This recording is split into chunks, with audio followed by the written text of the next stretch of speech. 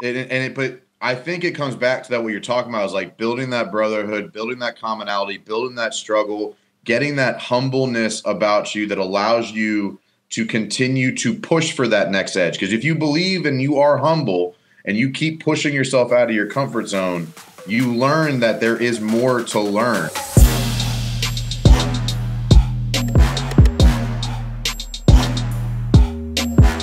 What's up, everybody? Welcome to the Blue Collar Boardroom. I've got an important guest here, Mr. Mike Claudio, and this is a actual first time that we're getting to know each other. Two blue-collar entrepreneurs helping contractors build wealth and live their purpose. I've been watching Mike from afar, and I just thought for sure I had to pick his brain, collaborate to dominate. I reached out to him the other day. I'm like, Mike, let's do a podcast. So I'm here. My man, Mike, how you doing, bro? Good, man. Appreciate it. Yeah, my man. So you're out passionate about helping contractors. How did you get started doing that? Give me a little bit about your background. Yeah, man, I'm actually pumped about this conversation because like this is probably the first time I've ever been on a podcast where like this is legitimately the first time we've ever talked to each other. Nice. So like for anybody listening, like this is absolutely the first time Lee and I have had a conversation. Clearly we've been watching each other as influencers in this market to help contractors, but I'll give you the background. So I started my career in corporate America actually.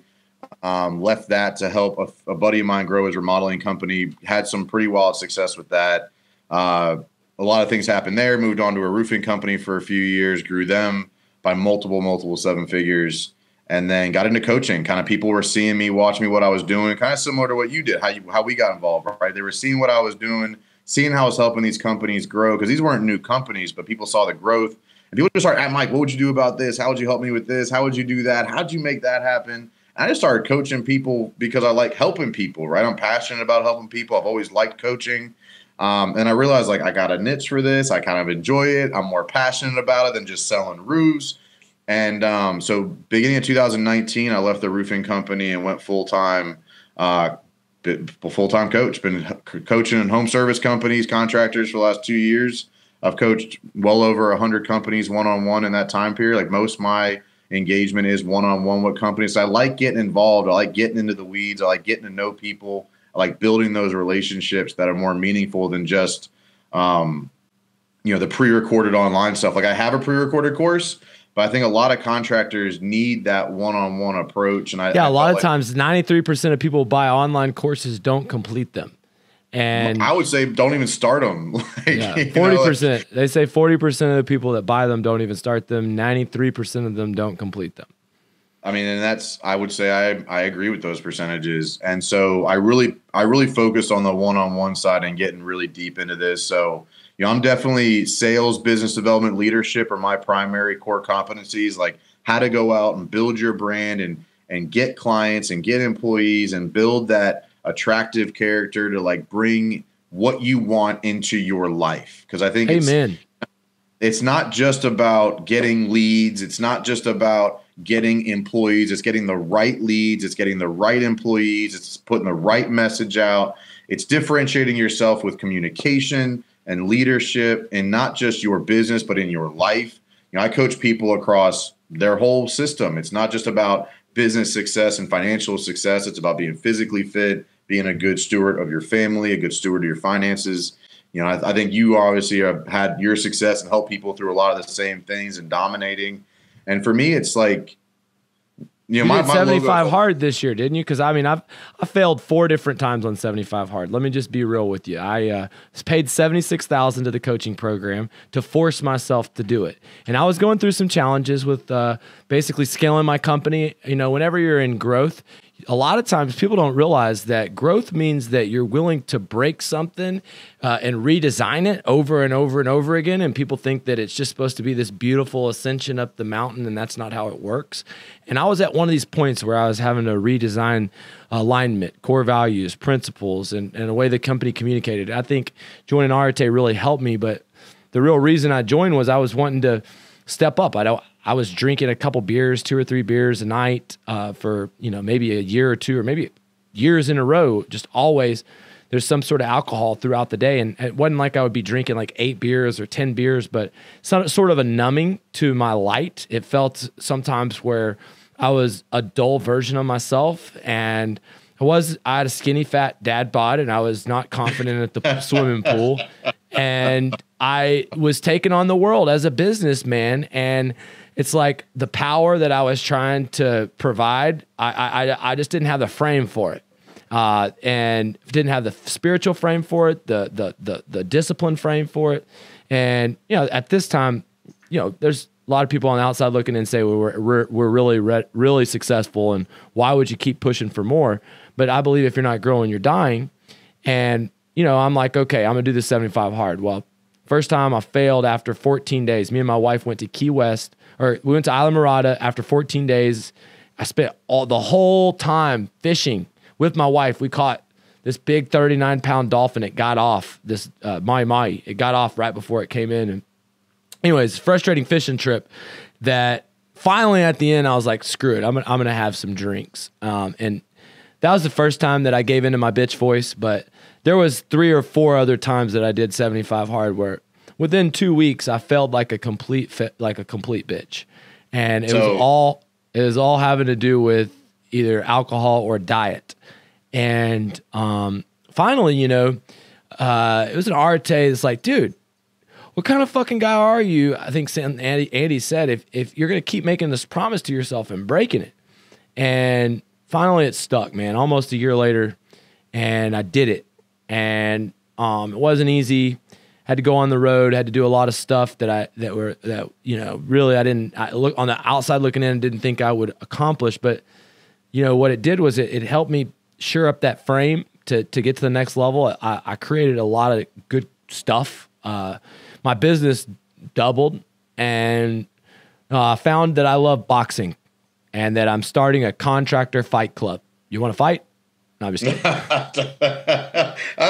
I'm not sure I want to go into a brand new fight club. The rules aren't set yet. That's a bad idea. No, there's gonna be gloves and hugs afterwards. No, I'm just kidding. But no, really not kidding. You gonna fight Tom Reaver? I mean, you gotta get in there. Tom. If you're gonna start a contractor fight club, yeah, Tom fighting Tom Reaver on the internet. Okay. Look, Tom Reaver and I are good friends. We ain't trying to hurt each other, but we are men that are from a generation that feels like people out there that don't want to work are snowflakes. And people run away from conflict. They sedate themselves. They're afraid of scaling their business. They're afraid of their own fucking shadow. Contractors, analysis paralysis is what fucking kills them. And, they sit there and overthink the shit. And it's just like anything else. Sometimes you have to be the man in the arena. And getting hit in the face is sometimes like a good cup of coffee. Now, granted, boxing, having a good time, sparring, and not going for Mortal Kombat death, but just the idea was actually boxing workouts were therapeutic to me. They helped me, get in good shape, and I found a coach, somebody that had a real good energy. Now, I like Tom's message. I like your message, but if the reason why I have Randy Couture come into my event is because he was a good wrestler, but he had to go in and get beat up in jiu-jitsu. He had to go in and get beat up at Muay Thai to learn how to get in a cage. And as a fighter, an MMA fighter, there's a brotherhood with the guys in the gym that iron sharpens iron. And if me and you were partners, partners in making each other better trainers, partners in making each other better marketers, we are going to make each other better. And we are the top of the pack. And I think a lot of times contractors, they don't have the humility to work with guys of equal power. And then they don't have any way to hold each other accountable. So that's really what I like most is I like the idea that the people that I coach help me be the best version of myself. They give me purpose. They give me a reason to be of service. But, I learn a lot of stuff from them. And when you take the best stuff from what everybody does, you combine it, what you learn from your coaches, what you learn from your career, you end up becoming a byproduct of everybody else. And I'm not self-made. I don't believe that anyone is truly self-made. But, I think that bringing this spirit into a place where we're helping contractors get in better physical fitness, where we all come together to sharpen up our self-defense, to learn. We're going to be doing basically a Spartan race. We're going to be doing a shooting contest. We're going to be doing self-defense training, and then we're going to do live sparring. And if Tom Reaver wants to spar, then we can spar. I'm not turning any fights down. You could probably sell access to that on pay-per-view, I bet. Me and Tom are homies, dude, and I would much rather fight the roofing coaches like Dimitri and who's the other one? I would love to fight Anthony Del Medico, but neither one of them want to fight this skinny little bitch. None of them want to get in the ring with the one. Nobody wants that 185. How much you weigh? But you make a good point, right? So I've done 75 hard 3 times. Actually, today is day 30 of phase 2. So today's the last congrats, day of phase bro. 2. Appreciate it. But I actually picked up jiu-jitsu last year for the same concept. I'm not interested in getting punched in the face. I got a pretty face. This face pays the bills. I'm not interested in messing with that. So I got into jiu-jitsu. Come to find out, you still get hit in the face a lot. Yeah, you get elbows to the face. You get you get shoulders to the face. Yeah, you get jiu-jitsu. Jiu-jitsu is just about as violent as it gets.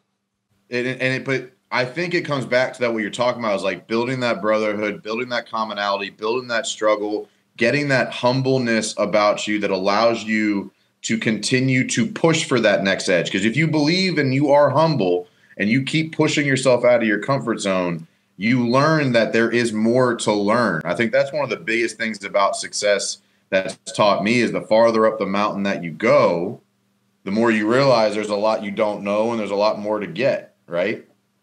And so for me, it's funny that you bring up jiu-jitsu because that's the hardest thing. It's the hardest thing for my ego is getting choked out.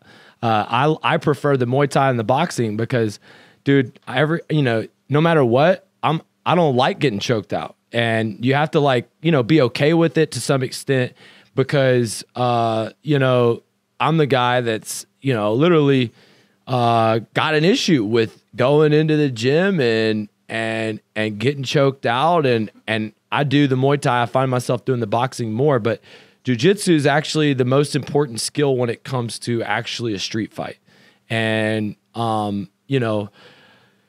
We had a day where all my guys came into town, and I get this guy that has a college wrestler the chance to choke me out. And then another guy that works for me as a brown belt, he choked me out many times. But, I think that contractors, they sit around, they smoke cigarettes, they drink beer, they talk shit about each other. They're in the worst shape of their life. They couldn't save themselves in a bar fight. If they actually had to defend themselves, you should have seen the coach at my self-defense at the MMA training camp. He's looking at all my guys. If you all got in a bar fight, you lose so fast. You don't need to fight, you dum-dums. No fighting contractor. Snowflakes. Well, I think a lot of contractors get in that mindset of like, well, I'm better than most other contractors, and they get in that their own little ecosystem and say, well, I'm a little bit better than the worst guy I ever met. As opposed to like being the best version of themselves, they just say, well, I'm better than most, or I'm better than the other guy, or I'm better than the other contractor in times. They do this not just with their health. They do this with their client experience. They do it with their marketing. They do it with their sales process. They do it with their presentation process. They say, well, I'm better than most. I'm better than the worst, or I'm better than that other guy, so I'm probably good enough, or it's the way we've always done something. And they don't want to be better. They've settled for this. I make a couple $100,000 a year and I pay my bills and I have my Ford or my Chevy and I got the house that I kind of wanted and I got the boat and the guns and I got a shit ton of debt. As opposed to like, what can I go do to be more? How can I make tweaks? How can I get you give a man a wife, a hot meal, and a nice home, and his dreams have been killed. For many of our brethren, their dreams are killed by that. Isn't that sad? Well, and I think they just don't know better, which is why I try really hard every day to get my message out there to help pull somebody out of that hole, right? Mm-hmm. Because they need me to go grab them. If I don't say enough, if I don't put out enough content, and if I don't do my job, they fail. And that keeps me motivated every day because if I don't get my stuff in front of people, they don't build the know, like, and trust factor with me that they feel good enough to give me money to make them better. So if I just show up and say, hey, I'm a coach who wants some help, like if you never put out content, no one would trust you. No. And if I can't get them to trust me, I can't get them to allow me to help them. And so that person right now who's trying to figure out how to make payroll next week, or who's trying to figure out how to get that next client, or who's trying to figure out how to get out of debt, or trying to figure out how to get their suppliers paid, that person needs me to do my job so that they'll feel comfortable enough to hire me. Because if I don't do my job today, they're not going to feel comfortable in 3 to 6 months to give me money. Well, it's funny. Most contractors, they focus on their sales skills, maybe their operations in their business, but getting their message out there, creating their brand, learning how to be a marketer, or learning how to advertise on social media per se. I mean, this is something to where they think they should be able to just spend the money and fix it. And it's so sad. They don't get the art that really I'm a student of writing copy, that I'm a student of all the advertising men that came before me. Starting with like Ogilvy and the reason why I've built the freedom that I've built is because not only did I get really good at sales and operations, but I found true freedom in becoming a better marketer. And I just think contractors don't really focus enough on it. They don't understand how to tell their story so people listen. And then, to be honest with you, a lot of contracting guys are looking for people that have spent their own money, been in the trenches. You've been in the trenches. You've been a contractor before. You take another internet influencer who say his only business is coaching other people, or his only business has been growing on Instagram, and they want to teach you strategies from Russell Brunson from a perspective they have no brick and mortar experience, and then now the contractor feels like that influencer can't help me. And I think that's where me and you fall into a really wide category, which there's a ton of people out there, blue collar entrepreneurs, home service contractors, that feel like whether it's an influencer that's too white collar, or an influencer that has no experience in contracting, or it's a contracting coach that's trapped in the old school who doesn't understand how to be an influencer. So what I see in you and me is a little bit of both, is that we had our feet on the streets. We worked in the field on the grunt work, and we figured out how. I'm still in the trenches. I own a demo and grading company that we operate in Charlotte right now, tearing down houses and grading lots. Like, I'm still in the trenches. Like, I still run a business. I still bought $500,000 in fucking equipment last year, and am growing that core values and getting those employees and dealing with the rain for the last 3 weeks. Like, I'm still in those trenches because I don't want to lose that edge. No, I mean, right? I didn't realize that you. I didn't realize you had a home clearing business. How long have you been doing that, man? Tell me a little bit about that. How much you get for square foot on ripping the house down? Oh man, it ranges depending on a lot of variables, but I'd say like $10 to $12 a square foot. Oh, nice. That's pretty good money. Yeah, no, I mean we don't need a lot of business. I have a very few select, very high end custom home builders we work with. I mean, I got a couple pieces of equipment, a couple employees, and we'll do a couple million this year. Like, I'm not trying to grow too fast. I'm not trying to. And you don't have to buy material either. Holy crap, you're just ripping shit down. Damn. But there's a lot of cost in dump fees. Like, dump fees are insane, right? But yeah, no, I mean, I got to keep equipment running and employees happy, and I have a business partner on that side that it kind of helps me more run the day-to-day while I'm running the marketing and sales and office financial stuff. He's just the heavy equipment operator. Like, the first excavator I ever drove, I owned. So, like, that's just not my space. But, like, I run the business side. He runs the equipment side. But, yeah, I mean, like, I started that middle of last year because I saw a big need in Charlotte. And obviously, like, with, honestly, as a coach, a sole coach, when COVID happened, and, like, I kind of looked at it, I was like, I don't have an essential business. So I went and started one.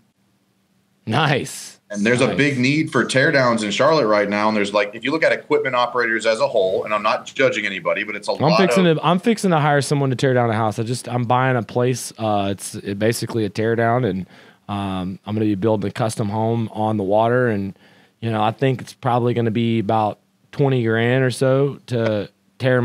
It's, probably 2,200, 2,300 square feet, give or take. Yeah, I mean, that 9, 8, 10, 12, depending on variables, right? Yeah, that's about right. It's one story, Yeah, I mean, and like brick obviously adds price. There's a lot of brick in it because of the weight of the dumps and everything else. But, like, I saw an opportunity, and, like, I think a lot of contractors struggle with this too, not to get too off topic, but they try to, like, build a solution or offering and hope people want to buy it, as opposed to going and finding a problem and figuring out how to solve it. So, like, I saw a problem. I said, what do people pay for this? What can I charge for it? What do I need to do it? I built the LLC, got the insurance, which is expensive as shit. Got all the licenses in place, and then just started tearing shit down. Like, I mean, kind of like 12-year-old boy. If I was Bradley, I'd drop a bomb on you. Boom. That's an example of the blue collar American dream, people. You can start a contracting business, do millions of dollars in your first years, and it doesn't matter what it is. I mean, I got a lot of people that are roofers, but a lot of people follow me that are all different kinds of contractors. And the biggest thing I'm trying to get into, Mike, is selling people starting their own contracting business as a business opportunity. And for me, what you're talking about is a big sign of hope. That it's an example, a case study of success, that you don't need to buy the materials. You don't need to take on tons of overhead. All you have to do is get the customers and find someone to do the work. Start with that. Like, don't undersell that. If you got to start with getting a customer. I sold a contract before I rented my first piece of equipment. Like, some people want to get everything built out. I need the websites and the business cards and the polos and the trucks and the wraps and the everything to, like, then go to the market. No, like, we talk about marketing is key. Go communicate to your marketplace, find somebody with a need, and then figure out how to fill it. Then go find the crews, then go find the suppliers, then figure it out. Because if you try and build it all out ahead of time, you're going to make mistakes. You are going to invest in things you don't need. You are going to spend money that is not going to have an ROI for you because you do not fully understand exactly what your marketplace wants from you yet. Go talk to people. Pick up the phone. You need help? I can find help. I can do that. And then go figure it out. Stop thinking you can't. It's not that hard. It's like, no one who's expert. You didn't come out of the womb an expert roofer. You figured it out through trial and error. Just go do that, please. And then hire a coach to help you be successful with it. Amen. No, I wasn't out of the womb. I was 14 first time I sold a roof. I was lucky though, bro. Now, I did fail out of college because I had a problem partying too hard, and I'm a little bit of an unorthodox renegade. And I promise you, nobody from my high school thought I was going to have a multi-million-dollar renegade. I'm gonna write that down. I might use that at some point. That's how you define how I've been successful. A bunch of mistakes, a bunch of falling on my face, being $1 million in debt before.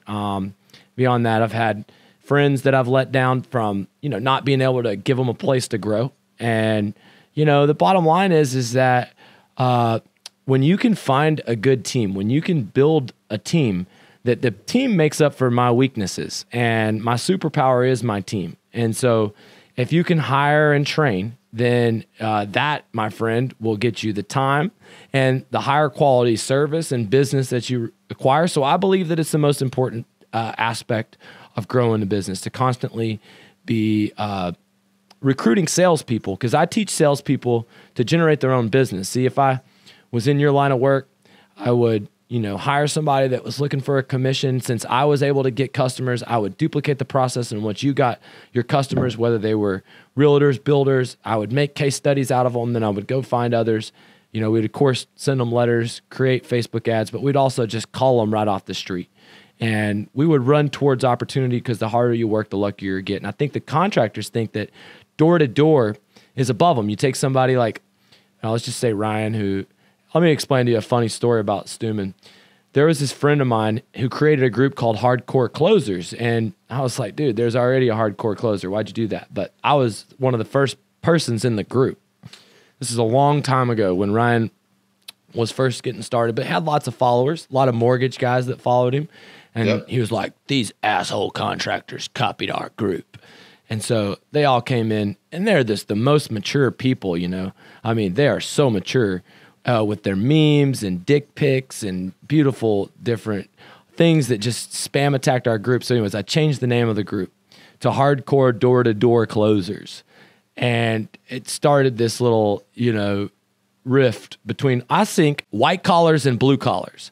When it comes down to, they look down on knocking doors. A funnel closer looks down on a door-to-door closer. And what home service contractors don't realize is that when you're building someone's roof, when you're doing their windows, doing their siding, doing their kitchen, and there's your trucks outside and you're pulling the guts of their home out, sometimes the best way to get business is to go right to the neighbors. And you can geofence the area, you can create Facebook ads, you can build a brand, you can create leads, but you should still have a canvassing department going door to door. And there should be nothing that anybody else looks down upon when a blue collar entrepreneur is willing to go to a door, offer their services, offer to solve a big problem for a big paycheck, to me, that's the American dream. And people that want to look down on blue collars, well, to me, I'm like, is that a part of the problem or is that a part of the solution? Because, I took a little chip on my shoulder growing up. I was ashamed of being a roofer growing up. Thought my mom, she said, you got to be an architect, got to be a lawyer. Your dad's a roofer. That's a scummy, dirty business. Well, I mean, bottom line is that it's a vehicle to buy real estate, to help people. And my niche, the one that involves cleaning up after natural disasters in this time, it's an important fucking job. People's homes are getting destroyed by hail. Essential.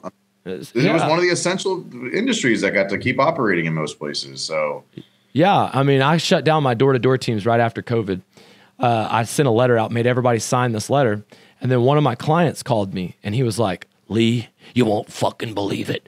We're having the best sales weeks of all time. I swear they can't escape us. We're just standing far away from the door with our masks, selling roofs like crazy, bro. And I'm like, oh my God. Unleash the hounds. Unleash the Kraken. Go door to door, door to door. COVID, COVID, COVID, COVID. I mean, I got no reports of problems, but my point is we're respectful of social distancing. We're respectful of the whole thing. I believe, of course, there's a lot of truth to what's going on. That's not the point. The point was, people in the new economy want to spend money on their homes, and people are working more from their home. So being in the business of making money off a home, is it right time to be in that business, huh? I mean, I think you make a good point on white collar versus blue collar and the image of it. But, I would counter that by just saying that you got to do what's going to be right for your business and your market and your people to bring you success. Not everybody's a funnel person. Not everybody's a door knocker. I've never been a funnel person. Like, that's not my world. I'm a relationship guy. I go build relationships, build referral partners, find opportunities. I sold $3.8 million in roofing in 2008 door. So it's just not for everybody. I also didn't have a funnel. I went and built relationships with the real estate agents and the property management companies and the contractors. So that was my approach, was always relationship building.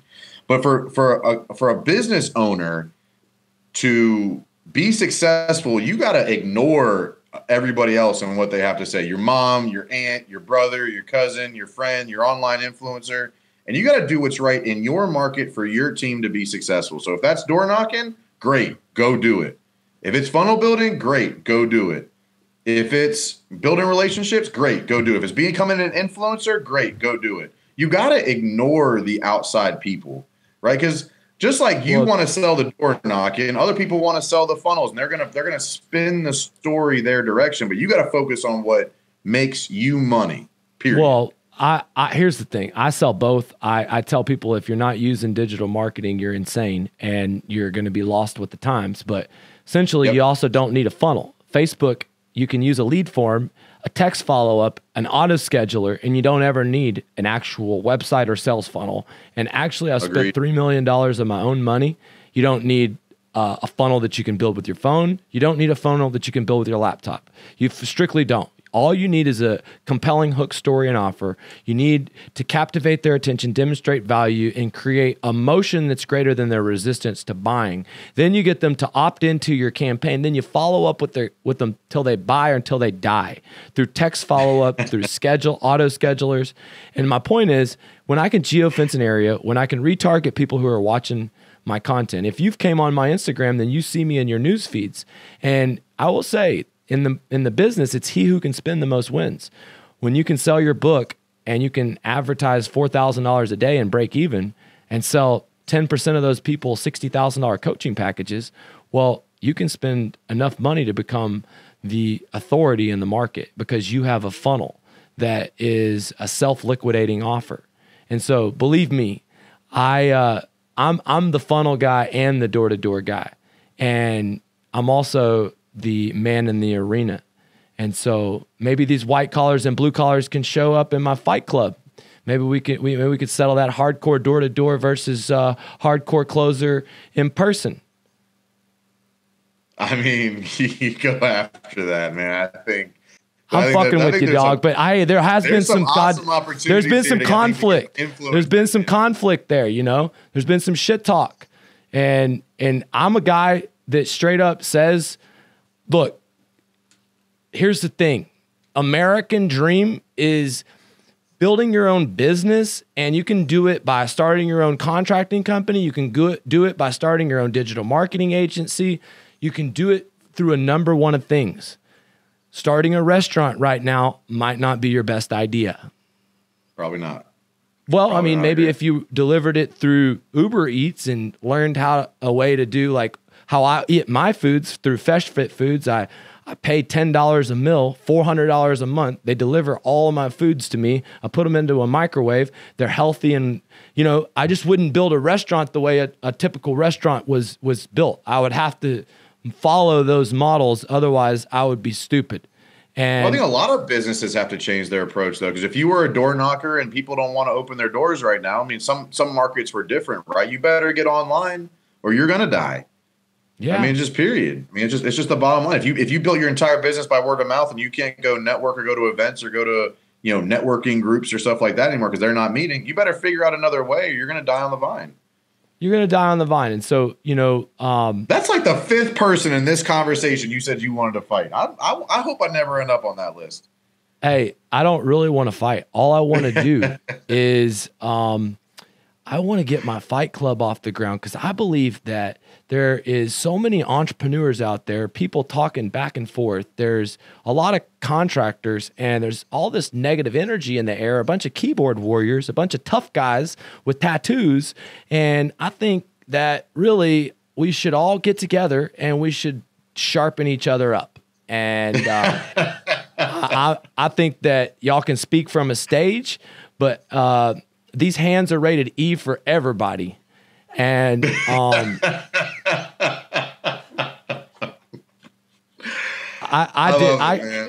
and Ryan have had a little bit of a back and forth. If you ask him about me, you can let him know what I said. But my point is, I ain't here to do anything except for bring attention to my purpose, which is to help blue collars build wealth, help people that are in the white collar business realize they can start their own contracting company. They don't have to do the jobs, they can sell the jobs.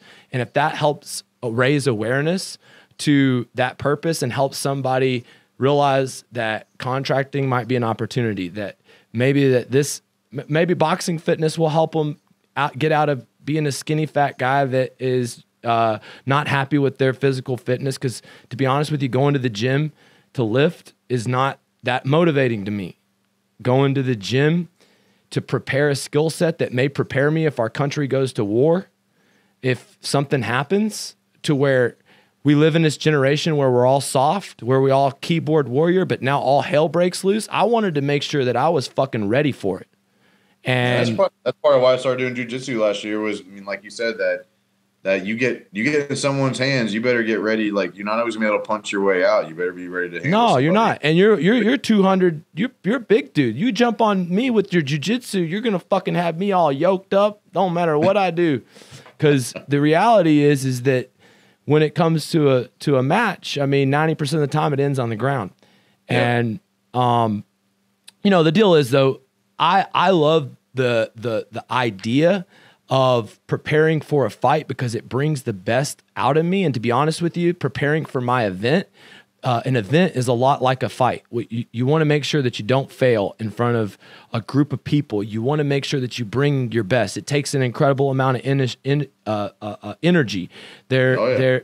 You know, there's obviously a purpose to change contractors' lives, and if you don't deliver it, then you haven't done a good job. So, having straight, you know, that level of intensity, I think it's an unfair advantage at speaking. I think it's an unfair advantage in business. I think it's, you know, and so that's why, you know, basically, we're trying to help contractors maybe have more fun with their fitness, and nobody really wants to go and beat each other up. What's the concept? You're gonna have like an event like every quarter where people just show up and fight each other? Yeah.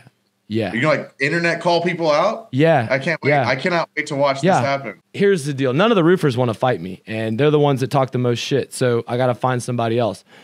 Why not the hardcore closer? I guess why not? Why not?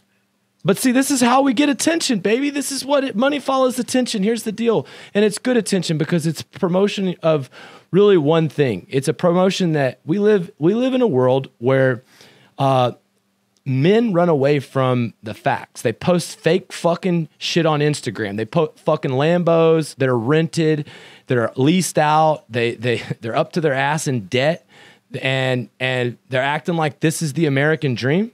Fuck that. That's not the American dream. You know, the American dream is being able to build a community, make an impact, provide jobs, be able to, change lives with legitimate businesses and business practices. And then also, have big houses, nice cars, financial security, and the time to enjoy it all. And, for me, I think the biggest issue with that image is that it makes the average person, it makes it seem so far out of reach that people don't even want to try. Yeah, it does. So far outside of like what people can actually accomplish that people don't even, they're like, well, I could never have that, or I could never make that happen. Like, legitimately, guys, you can. Like, it takes time, it takes effort, it takes struggle and success, and it takes knowledge, and it takes getting help, and it takes getting out of your comfort zone. But like, I want contractors to believe they can have that life, but when you just see it on the internet, I don't think you can. I don't think they can visualize. Let me explain to you something, bro. You have a shirt on that says "Go to War." I went to war with my own family. All right, my uncle, he had a big contracting company, and him and my dad broke up. And my uncle went on to become a multimillionaire, and my dad, we weren't so successful. We were middle results. And I took it real serious to build a great business. And over the last, 15 years, I've helped a lot of people. I've made a lot of mistakes, but I've knocked on 50,000 doors, sat at 10,000 kitchen tables, worked all over the country, developed my skill set. And here's the deal. I've gone to war with the competing contractor. I've gone to war with the old school contractor who told me to shut up on social media. I've gone to war with the white collar closer who acted like the contractor was a joke. I've gone to war with the people that said I couldn't do it. And last year we built over 3,000 projects, $60 million in jobs. I'm not saying this because I'm saying, look, dude, if I gave up at any point, if I wasn't a fighter, then I wouldn't be where I'm at. And the reality is, in order for me to get to the next point, I want to be the undisputed greatest of all time at coaching in roofing, getting people into the roofing business, coaching contractors. And I'm pushing myself physically by preparing this situation. It's a game I play with myself. And it's a game I play with myself to beat the digital marketers in their own game and sell more of them in their coaching business and have a better profitable book funnel than a white collar funnel closer. All right. Have a more profitable event and mastermind than a guy who's been doing. I'll show him. I'll show up 5 years down the road. The whole point is all the different guys who said that I couldn't scale my company to where I'm at now. Look, we're literally breaking into the top 10 of all roofing companies in the country, and I won't stop till I'm the number one person on that list. You talk about go to war. In order for me to get to that point, I want $1 billion valuation. I have a lot of battles to fight, and I want to be of service first. But I know that with success comes negativity and hate, and there's no avoiding it, bro. I'll be honest with you. Selling your services individually is how I started. I sold $500,000 worth of coaching on one-on-one time. It almost killed me. It sucked away the life from my other business. It took time away, that same time that all that stuff was going on with the hardcore, this and that. The time I was spending doing one-on-one coaching, it was taken away from my roofing business, and I lost money, even though I gained money in my coaching. And I had to reevaluate, I hired coaches. I do a weekly coaching call. I made my program. We added a support team that can really keep up with the volume. But it's figuring out how to go to war with yourself, to challenge yourself, to play the games with yourself, to be willing to fail and fall on your face, to ratchet up the level of pressure by either investing big money into coaching, investing big money into the marketing campaigns, investing big money into your plays. I wanted also not just to complete 75 hard, but to get Ed Milet or Andy Frisella to speak at my event. I spent $70,000. And I know your friend John wishes he had Ed speaking at his event. But the deal is, like, John and me, like, he don't like me.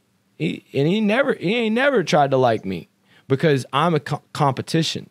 And and the whole point is, like, go to war. Everybody wants to beat me. The roofers, the coaches, the software, the marketers, the funnel guys.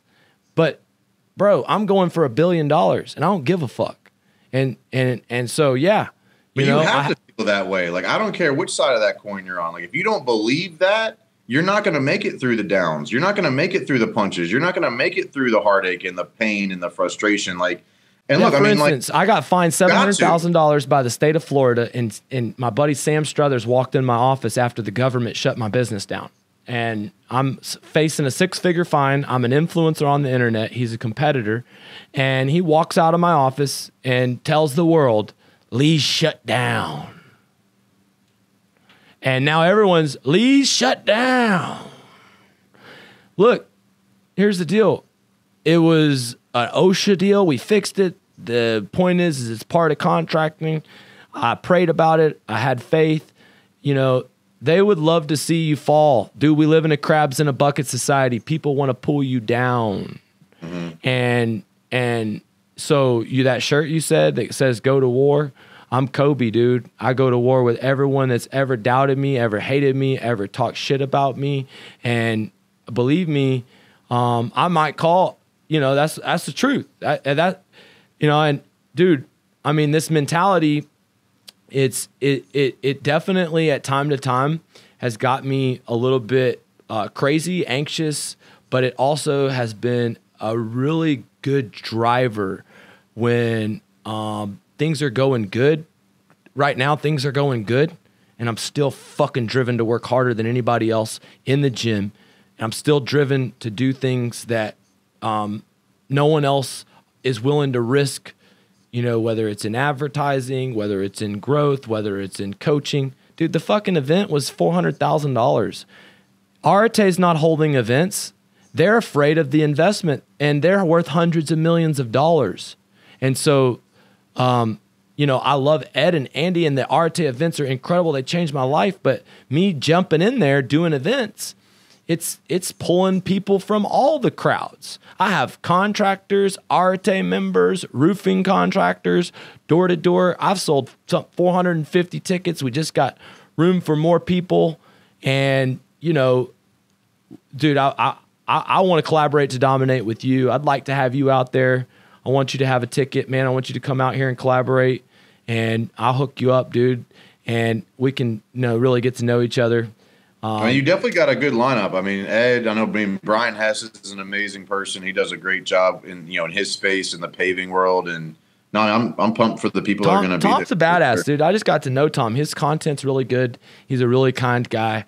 Myron is going to change your life. Guaranteed. I guarantee Myron will change your life. He's my sales coach, and he would. I'm telling you, Myron will change your life. I don't think you put something out there you didn't think would be impactful. No, but the point is, like, the reality is, dude, my system is the reason why it's the biggest part of the show. You can talk about these guys, dude. I did 2.3 million in sales this week. I collected 1.5 million in my brick and mortar. Okay, I'm gonna do between 100 and 200 million this year. I'm gonna do 10 million in my coaching business. And dude, who's putting up those numbers? Okay, so my point is, like, we got 9 figures in results for my clients. We generate recruits through our funnels we generate leads for our clients, and we offer, you know, specifically mostly in roofing, you know, but you know what? You have a good point. A lot of roofers, they are scared to collaborate to dominate with another roofer. So you got a good niche there, because a big dog roofer, our egos get in one room. A lot of times they're worried about me stealing their people. They're crazy. I have a business, and we live in a bubble, and I have a ethical promise to never ever hurt my clients, like a doctor. Why would I take your people? You know, the point is that contractors think in terms of scarcity. So there's always that I'm a roofer and I'll always be that example. And as you found, those roofers, they're available in the market. They're excited about coaching, aren't they? Mm-hmm. Yeah, I mean, roofers. I mean, I work with a lot of interior guys too. You know, remodeling is definitely more of a passion for me than the roofing side was. But I mean, they're all like, if you're not getting coached right now, your competition is. I mean, that's just bottom line. I mean, if there's someone out there right now getting better every day by getting coached, no matter what industry they're in, and if you're not looking to get better, at some point they're going to pass you, and you're not going to share where they came from. Period. And you know, when it comes to like, dude, for these guys that are internet guys, if they don't have a current profitable sales funnel, a current profitable webinar, a current insane offer that they're running ads to that you can look at and say, man, I really would like to do that myself. Well, where's their money coming from? I mean, Jesus Christ. It's fucking hilarious to me. See some of these jokers flaunting what the fuck is a fake business. It's bullshit. And yeah, makes a motherfucker want to fight. I think everybody gets caught at some point. It can't last forever. So the winners are going to. That's right. It can't last forever. And the whole point is that me and you got a lot of good stuff. I don't know how much that's going to make it to the public, but I would love to collaborate with you. I'd love to get you to know you better. And dude, I see what you're doing. I see you got heart. You know, we're in the same space, but not everyone's going to hire me. They're going to hire me. They're going to hire you. They're going to hire Tom. They're going to hire everybody. And to be honest with you, the reason why I'm reaching out to you is because I haven't collaborated to dominate enough with other influencers in the past. And I don't want to be competitive, like it's me versus you. It's more like, I'd love to get you up on my audience and get you up in the stage. I've about overbooked my whole stage. Man, I saw what you had going on, putting nice shoes on kids' feet. How'd you come up with this concept for a champion shoes? All right, so every year my wife and I call it our balance of blessings. So at the end of the year, we try to give back in some way, shape, or form. And this year, I have 2 young children. MJ, my oldest, is 5, and I was like, I want to get them involved. I want to let them see like what giving back looks like. So I said, MJ, like, what do you love right now? And he's like, I love my shoes. And I was like, cool. He's into shoes. Great. Let's give away 100 pairs of shoes this year. Is kind of how it started. And then it kind of grew from there as like, that's not how Mike Claudio does stuff. That's not how Win Rate does stuff. We kind of go all out and we try to make the biggest impact possible. So I said, fuck it. Let's do a full nonprofit. Let's get it started. Let's try and raise some money, and let's set the goal at 200 pairs of shoes this year. Because I didn't know. Like, we launched it the day after Thanksgiving. And between Thanksgiving and Christmas, I raised $40,000 and sent out almost 400 pairs of shoes. Holy shit. So it kind of started as an idea. And I just put it out into the marketplace, did the work, right? Did the work. You don't know what's going to happen until you do the work, did the work. And then, we were able to bless 400 children with pairs of shoes and some amazing stories and some kids who really needed it. And, we put a handwritten note in every box of shoes. Every pair of shoes got a handwritten note that says, we believe you are capable. Go out and be a champion. Because we all know how underprivileged people don't get told positive stuff. And my goal, my vision was if one kid took that note, put it on their fucking mirror in their bathroom, and that motivated them to go do something with their life, man, that's worth every amount of effort we put into that. I don't take any money from it. No, dude, that's incredible, man. I want to help in any way I can. And man, if you want to come, next time that you do, I definitely want to figure out how I can contribute to that. So next round. Yeah, I mean, if your audience just wants to go to championshoes.org, I mean, that's the website. You can actually, through the website, you can submit children in need. So if you know a family or kids who need something, you can put their information there anonymously, and we ship directly to the child that needs it and the family that needs it. My goal this year is to raise $150,000 and send out 3,000 pairs of shoes. That's the goal for this year. So, dude, my purpose is to help blue collar entrepreneurs, and there's so many of these kids that could grow their own home service contracting business from poverty, and if maybe one message helps somebody, that would be an amazing thing. I've seen so many contractors. Actually, some of the guys I coached this year passed away. 3 of them due to drug overdose. And what we're going to do this year is roofers in recovery are going to be at my event, but my mom's a licensed counselor, and we're going to set up a hotline where anybody that's struggling with mental illness, with suicide, with drugs and alcohol can call a licensed counselor, and I'll actually cover the first hour of counseling on me, and we're going to have a hotline for people. My uncle actually passed away from suicide. He has really successful contractor, made a lot of money, but he fell off the wagon, and it was a bad deal, you know. And so I want people to be able to know there's an outlet, and I want us to be able to offer that maybe one call for somebody. And it may not ever happen where we save somebody's life, but I know if something like that was available where, you know, someone could make a call and you save one life. If you save one life, I mean, it's worth the effort, right? I mean, that's you can't put a price on that. Like changing some kid's life, you can't put a price on that. So no, man, that's awesome. That's awesome to do that. I think that's going to make a major impact, especially with your audience and a lot of people in the industry that struggle with just not knowing where to go when they have those problems. So that's awesome. Well, man, here's the deal, man. We're both helping contractors win. I've seen you do some big things for a contractor I respect greatly out of Tampa, and I've just known some of the other guys you worked with, and I know that you're doing incredible things. So if my audience is watching you, where can they follow you at? So at Win Rate Consulting on Instagram is the best place. And then I have a podcast, Big Stud Podcast. If you just search Big Stud, you'll find it. It's the only one. You know, and then my YouTube channel is just Mike Claudio. I mean, those are the three main places. Instagram at Win Rate Consulting Podcast, Big Stud Podcast, and then Mike Claudio. Look, man, here's what I say to people that are asking, who do I choose for coaching? I say get both. I say, look, you learn gold nuggets from one guy that you can't from another. And, you know, I learn from everybody.